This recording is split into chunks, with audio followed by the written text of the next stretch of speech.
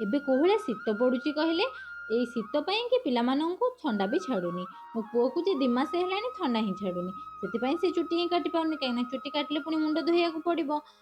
ଯେହେତୁ ଦେଖିଲି ଏଡ଼େ ଏଡ଼େ ଚୁଟି ହେଇଗଲାଣି, ମୁଁ କହିଲି ବାପା ଆଉ ଚୁଟି ରଖିହବନି, ତାକୁ ନେଇଯାଅ କାଟି ଆଣିବ। ମୁଁ ପଛକେ ଗରମ ପାଣିରେ ତା ମୁଣ୍ଡଟା ଧୋଇଦେବି। ବାପାଙ୍କ ସହିତ ଚାଲିଗଲା ଚୁଟି କାଟିବା ପାଇଁ। ଚୁଟି କାଟିକି ସୁନ୍ଦରୀ ହେଇକି ପଳେଇ ଆସିଲା। ୟା ଭିତରେ ମୁଁ ରୋଷେଇବାସ ସାରି ଦେଇଥାଏ। ଖୁଡ଼ି ବି ଆମର ୟା ଭିତରେ ଖାଇବା ପାଇଁ ପଳେଇ ଆସିଥିଲେ। ମୁଁ କ'ଣ କଲି ନା ସମସ୍ତଙ୍କ ପାଇଁ ବାଡ଼ି ବୁଡ଼ି ଦେଲି, ଆମେ ସମସ୍ତେ ଏକାଠି ଖାଇଦେଲୁ।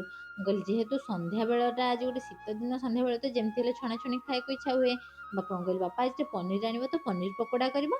ଆଉ କଦଳୀ ଆଣିଥିଲେ ବାପା, ମୋ ପୁଅର ଏଇଟା ଡେଲି ଖାଇବା, କଦଳୀଟା ତାର ଡେଲି ଖାଇବା। ବେସନରେ ଲୁଣ, ହଳଦୀ, ଲଙ୍କାଗୁଣ୍ଡ, କାଶ୍ମୀର ଲଙ୍କାଗୁଣ୍ଡ ଆଉ ଧନିଆ ଗୁଣ୍ଡ ପକେଇକି ରଖିଦେଲି। ତାପରେ ଅଦା ରସୁଣ ଛଡ଼େଇକି ରଖିଥିଲି, ସେଗୁଡ଼ାକୁ ଭଲସେ ଛେଚି ଛାଚି ଦେଇ ତା ଦେହରେ ପକେଇକି ତାକୁ ଗୋଳେଇକି ଥୋଇଦେଲି ସାଇଡ଼୍ରେ। ତାପରେ ପନିର ଗୁଡ଼ାକୁ ସବୁ ଛୋଟ ଛୋଟ ଖଣ୍ଡ ଖଣ୍ଡ କରି କାଟି ଦେଇକି ସେଗୁଡ଼ାକ ତା ଦେହରେ ପକେଇଥିଲି, କାହିଁକିନା 10 ମିନିଟ୍ ଖଣ୍ଡ ପକେଇ ଦେଲା ପରେ ସେଥିରେ ଲୁଣଟା ଟିକେ ଭେଦିଯିବ, ପନିରଟା ଭଲସେ ମ୍ୟାରିନେଟ୍ ହେଇଯିବ।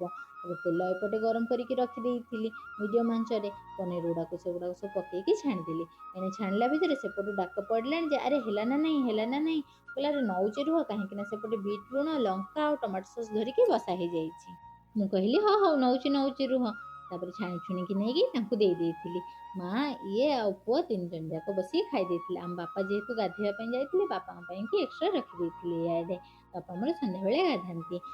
ଆପଣମାନେ ବି ଶୀତଦିନ ସନ୍ଧ୍ୟାରେ ଏମିତି ଛଣାଛଣି ଖାଇବାକୁ ପସନ୍ଦ କରନ୍ତି କି ନାହିଁ କମେଣ୍ଟ ମାଧ୍ୟମରେ ଜଣାଇବେ। Please like, share and subscribe. ଯଦି ଫେସବୁକରେ ଦେଖୁଥାନ୍ତି ଫଲୋ କରିବାକୁ ଭୁଲିବେନି। ରହୁଛି, ବାଏ ବାଏ।